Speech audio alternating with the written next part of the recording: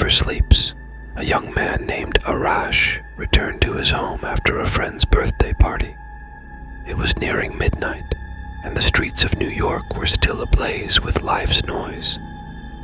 Yet, amidst the bustle, Arash felt an eerie silence, as if the city's sounds were muted for him. Upon entering his small apartment, his unease intensified. The lights flickered gently, and the shadows seemed alive. Arash walked towards the living room and sat on the couch, wanting to convince himself it was just fatigue causing this feeling. But deep down, he knew something wasn't right. He began to notice small changes in the room. Books on the shelf appeared to have been shuffled. Paintings on the wall seemed slightly askew. And worst of all, he felt his energy being slowly drained, as if an invisible entity was siphoning it away. Arash tried to gather himself and head to his bedroom, but his legs were heavy and numb. He dragged himself to the bedroom and collapsed on the bed. Closing his eyes, he tried to sleep, but the restlessness persisted. And in that moment, amidst the darkness, a soft, indistinct sound was heard, as if someone was whispering in his ear.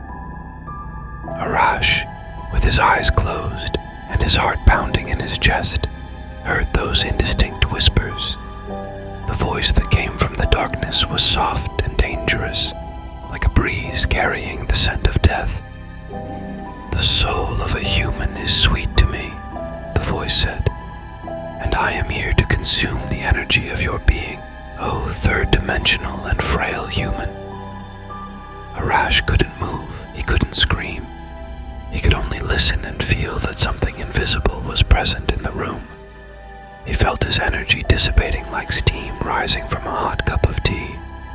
And with every word the entity spoke, he grew weaker. Why me? Arash wondered in his mind. Why here? But no answer came, only the whispers growing louder with each passing moment. And in those moments, Arash felt something awakening within him, a power he had been unaware of until now. A power that might, just might, save him.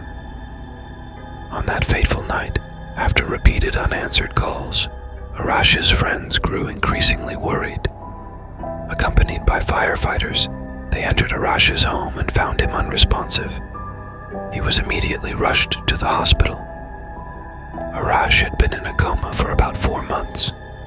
The doctors were baffled and couldn't pinpoint the exact cause of his state.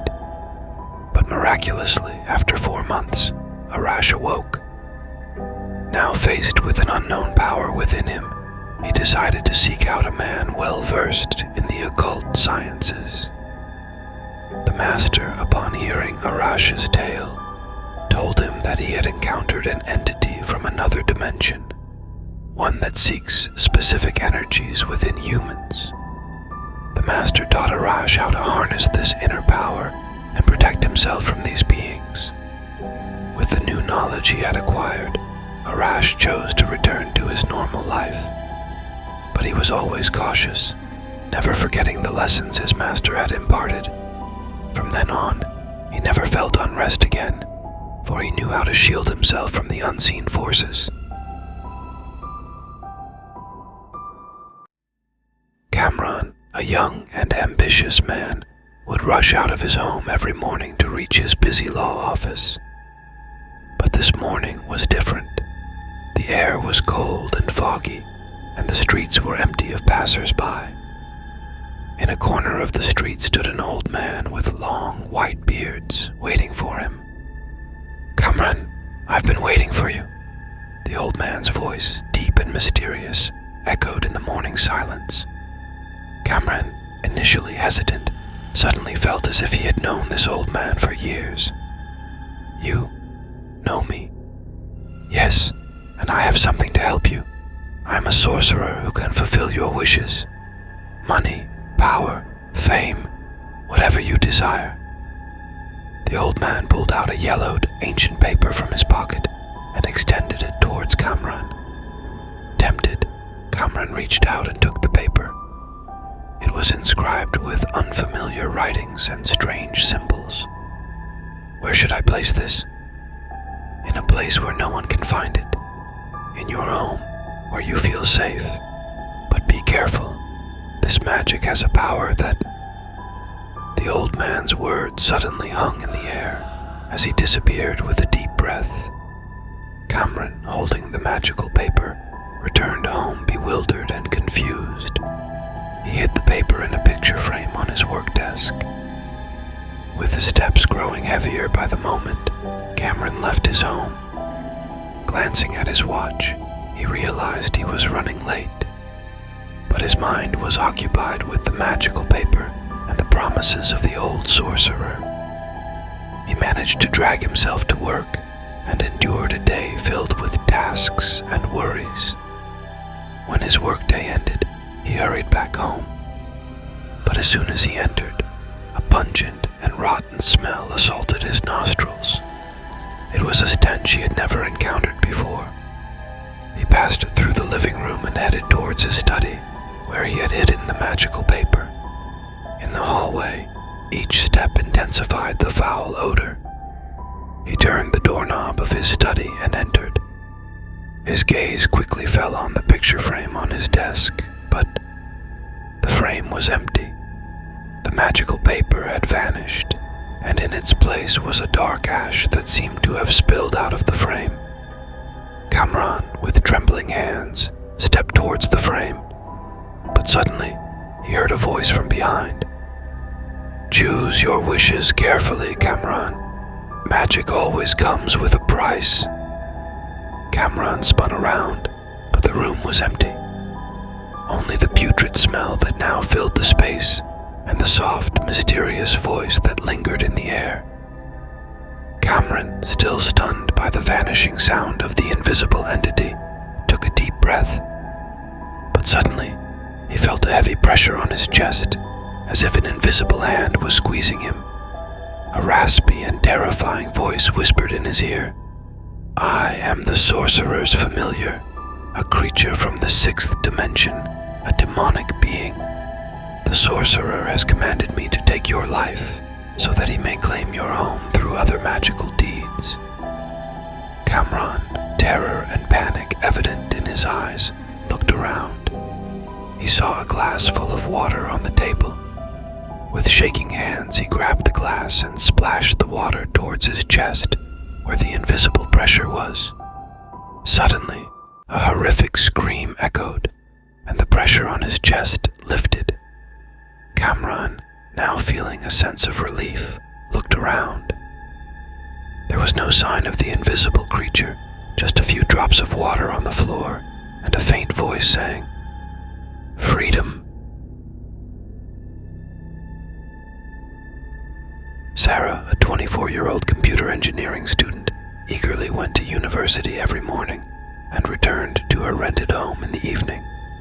But one day, everything changed. When she arrived home, she felt an odd chill. It was as if a frozen breeze had seeped through the window cracks. She headed to the wash basin, but when she looked into the mirror, she saw a terrifying and unknown face that was in the background of her reflection. The eyes of that face, black and lifeless, stared directly into Sarah's. A crooked and twisted smile was on its lips, and it seemed to get closer to Sarah with each passing moment. Sarah screamed, but her voice was choked in her throat. She turned to run away, but her legs had gone weak from fear. Suddenly the lights went out, and complete darkness engulfed the room. Sarah tried to turn on her mobile phone's flashlight, but her phone did not respond. In the darkness, a voice was heard, a soft and eerie whisper calling her name. "Sarah," as if it was coming out of the walls.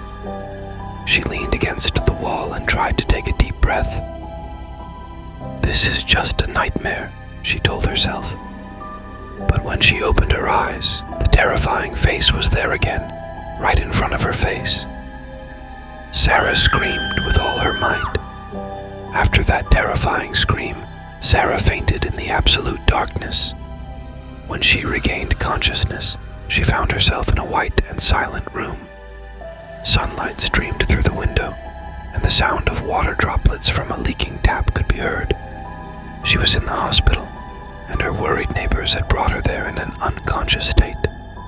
She spent a few days in the hospital under the careful watch of the doctors. Over time, Sarah's condition improved, and she was able to be discharged from the hospital.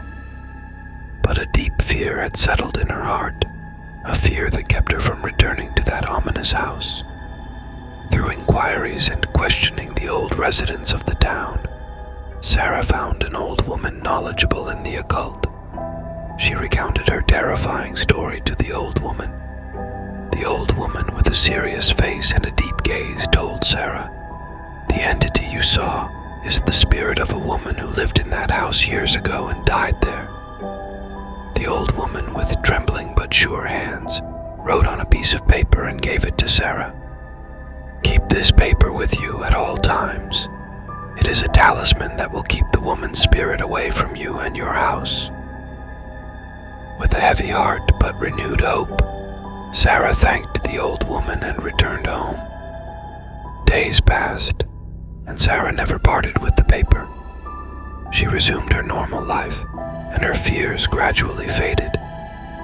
But sometimes, in the middle of the night, when everything was quiet and calm, a familiar voice would whisper in her ear, "Sarah," and she knew that the woman's spirit was still close, but could no longer harm her. Kevin, a 28-year-old man filled with eagerness and excitement, was preparing for a memorable trip to Paris, unaware that this journey would be an experience beyond any imagination. Always a lover of adventure, this time he sought the hidden pleasures of Paris's alleys. After a long and tiring flight, Kevin entered the hotel he had reserved with heavy steps and half-closed eyes.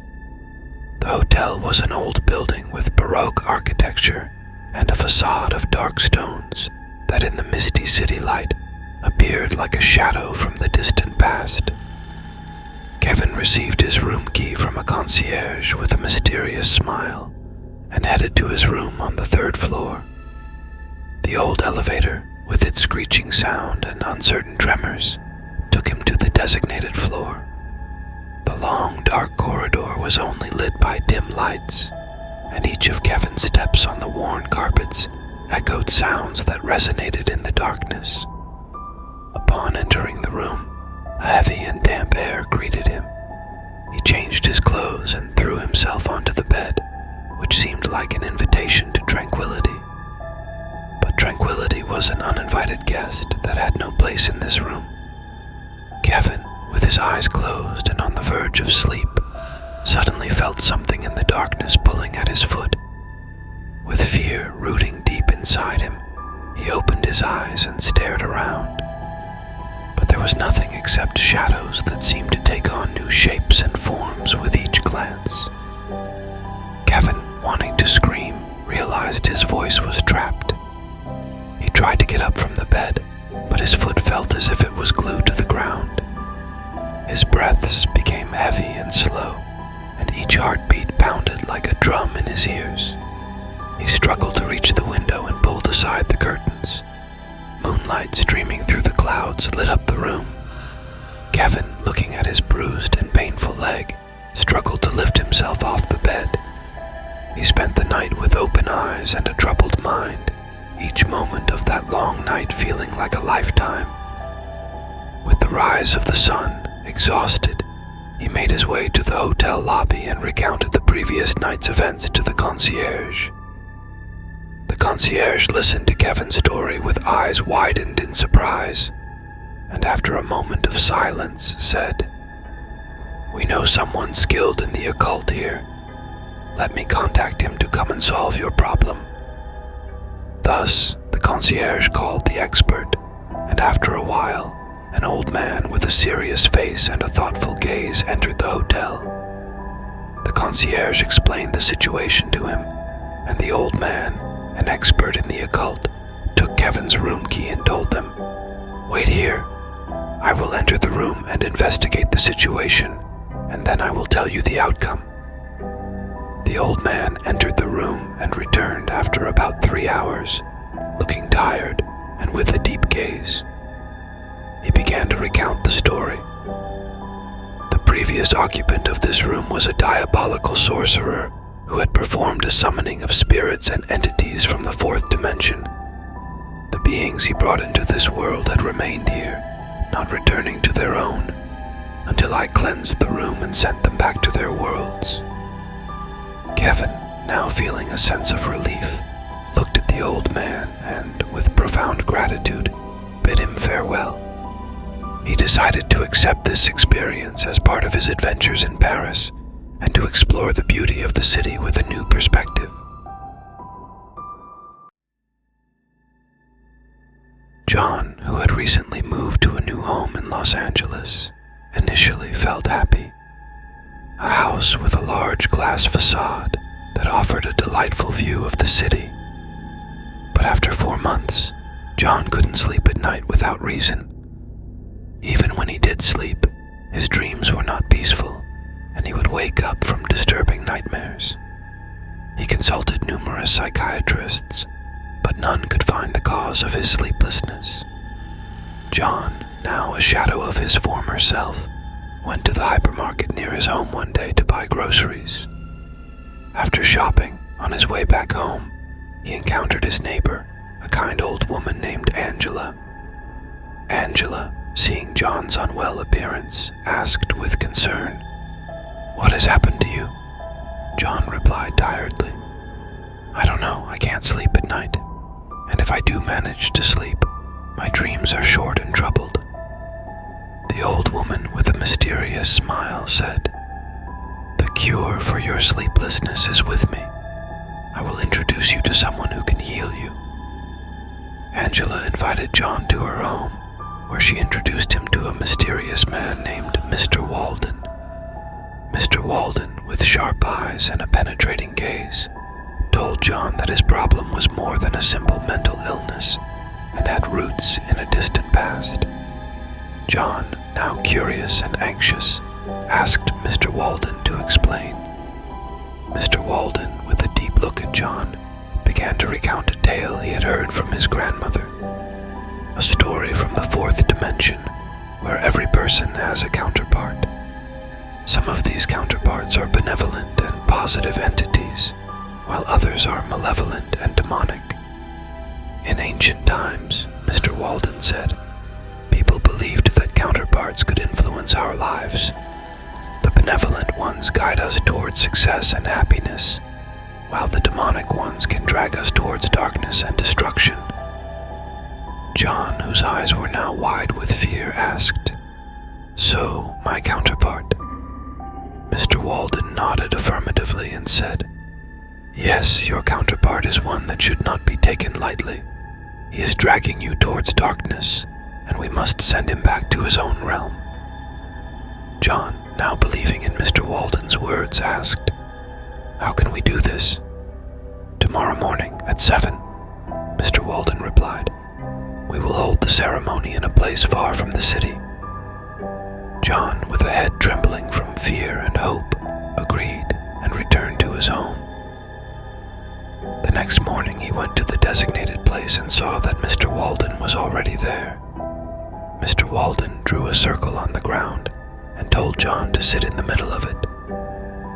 "Whatever happens," Mr. Walden said seriously, "do not leave this circle. It is the only safe place." John listened to Mr. Walden's words and stepped into the circle that had been drawn. Mr. Walden began the summoning ceremony of John's counterpart to send him back to his own realm. He recited various spells and set fire to several papers that had writings on them. After about half an hour, John's counterpart was summoned, a terrifying and emaciated creature with yellow eyes, a skeletal body, and long hair.